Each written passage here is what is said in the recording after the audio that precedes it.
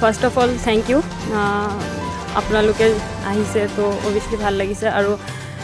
বোকাহাটৰ হয় মানে গোটেই অসমৰ হয় যেতিয়া ৰিপ্ৰেজেণ্ট কৰিছোঁ ইণ্ডিয়া ৰিপ্ৰেজেণ্ট কৰিছোঁ বহুত ভাল লাগিছে কাৰণ ফাৰ্ষ্ট টাইম ইমান মানে ইণ্ডিয়া ৰিপ্ৰেজেণ্ট কৰিছোঁ বোকাহাটৰ পৰা গৈ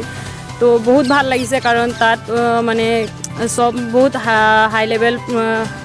ছোৱালীকেইজনীৰ লগত থাকিব পালোঁ খেলিব পালোঁ শিকিব পালোঁ সিহঁতৰ পৰা কাৰণ তেওঁলোক ৰিচেণ্ট ৱৰ্ল্ড কাপ খেলি আহিছে কিছুমানে IPL খেলিছে তো সিহঁতৰ লগত থাকি সিহঁতৰ পৰা সিহঁতৰ এক্সপিৰিয়েঞ্চ সিহঁতি শ্বেয়াৰ কৰিছে সিহঁতৰ লগত কথা পাতিছোঁ নিশিকা মানে নজনাবোৰ শিকিছোঁ ভাল লাগিছে একচুৱেলি তাত গ্ৰাউণ্ডবোৰ ভাল হয় বহুত ভাল হয় আৰু যেতিয়া ইণ্টাৰনেশ্যনেল মেটচ খেলিবলৈ যায় তো ভাল গ্ৰাউণ্ড পায় তো আমি প্ৰেক্টিছ কৰোঁতে আমাৰ যোনটো বোকাহাটৰ গ্ৰাউণ্ড হয় আৰু ভাল হ'ব লাগে কাৰণ এতিয়া চব তাততো প্ৰেক্টিছ কৰি থাকে কিছুমানে ৰানিং কৰে কিছুমানে ফুটবল খেলে তো আমাৰ কাৰণে ইমান সুবিধা নাই যে আমি তাত গৈ ভাল পিচ এটা নাই যে আমি মানে ভালকৈ বেটিং কৰিবলৈ বা মেটচ খেলিবলৈ পিচ এটা ভাল নাই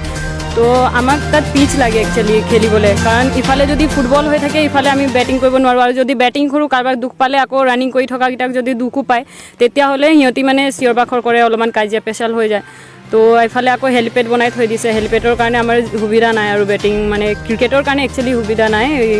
কংক্ৰিট নাই লাগে হোৱা নাই মানে ইনডোৰ আছে বাট ইনডোৰটো এনেকুৱা আছে যে বৰষুণ দিলেও গৰু ছাগলী তাতে মানে সোমাই যায় ভালকৈ নাই মানে সেইটো ভাল হ'ব লাগে